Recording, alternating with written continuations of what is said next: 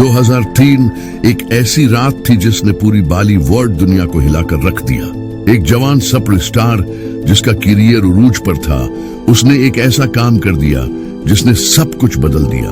उसका नाम था विवेक ओबराय। और उस रात उसने एक प्रेस कॉन्फ्रेंस बुलाई जहां उसने इंडस्ट्री के सबसे बड़े स्टार के खिलाफ आवाज उठाई। उस वक्त विवेक ओबराय हर जगह था, award shows, magazine course, movie premiers. लोग उसे बॉलीवुड का फ्यूचर कह रहे थे, लेकिन एक फैसला, सिर्फ एक फैसला, उसने विवेक से सब कुछ छीन लिया। विवेक ने सच बोला था, मगर मसला ये थी बॉलीवुड सच सुनने के लिए कभी तैयार नहीं था। उस दिन से उसके फोन बंद होने लगे, प्रोड्यूसर्स कॉल करना छोड़ गए और एक स्टार जो आसमान छू सकता था आहिस्ता आहिस्ता मानद पड़ने लगा। एक गलत थी, एक प्रेस कॉन्फ्रेंस और एक करियर जो चमक रहा था जमीन पर आ गया। आज हम खोलेंगे वो सच जो सिर्फ एक इंसान नहीं बल्कि पूरी इंडस्ट्री के दोहरे मायार को बेनकाब करता है। ये है विवेक ओबराय की कहानी, एक ऐसे अदाकार की जिसने सब कुछ जीत कर भी सब कुछ खो दिया।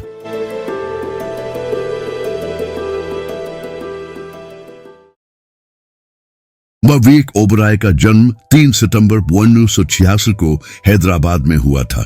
उनके वालिद सुरेश ओबराय खुद एक मुस्तंद अदाकार थे, एक डिसिप्लिन्ड और काबिल एहतराम नाम।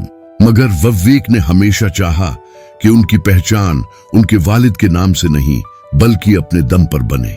फिल्म मेकिंग का शौक उन्हें बचपन से था। न्यूयॉर्क में फिल्म एजुकेशन लेने के बाद जब वो मुंबई वापस आए, उनके पास ख्वाब भी थे और एतमाद भी। और तब आई 2002 की वो film the company. Ram Gopal Verma की हिदायत में विवेक ने चंदू का किरदार करके सबको हिला दिया। इनकी अदाकारी कुची थी मगर ताकतूर, और सबने कहा ए स्टार इज बॉर्न। इसी साल विवेक की दूसरी फिल्म आई साथिया।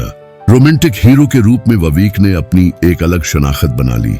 लोगों ने उन्हें दिल से कबूल किया। सबको लगा ये बंदा बॉलीवुड का फ्यूचर है।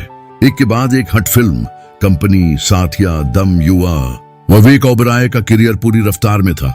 वो पुरातमाद थे, बासलाहियत थे और उनका चारिम उन्हें दूसरों से मुनफरिद बना रहा था। मीडिया उन्हें अगला ऋतिक रोशन कहने लगी थी।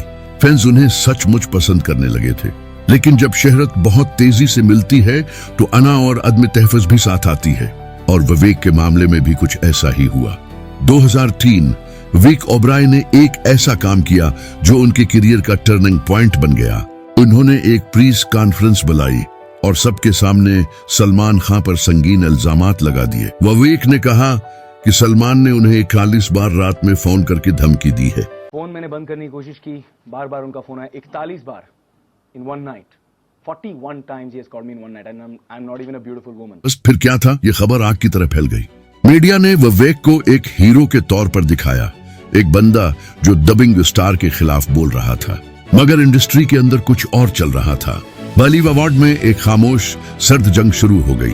प्रोड्यूसर्स उनसे फासला बनाने लगे, अदाकार उनके साथ काम करने से कुतराने लगे, और विवेक का करियर जो रॉकेट की तरह ऊपर जा रहा था आहिस्ता आहिस्ता नीचे गिरने लगा। 2004 के बाद विवेक के लिए सब कुछ बदल गया। युवा, किसना, प्यारे मोहन, एक के बाद एक फिल्म फ्लॉप होने लगी। इंडस्ट्री में उनकी इमेज बन गई एक टर्बल मेकर की। बॉलीवुड का एक उसूल है, कभी बड़े लोगों से पंगा मत लेना, और विवेक ने बिल्कुल वही कर दिया था। वो इंटरव्यूज में माफी मांगते रहे, निदामत दिखाते रहे, लेकिन इंडस्ट्री ने उन्हें मुआफ नहीं किया।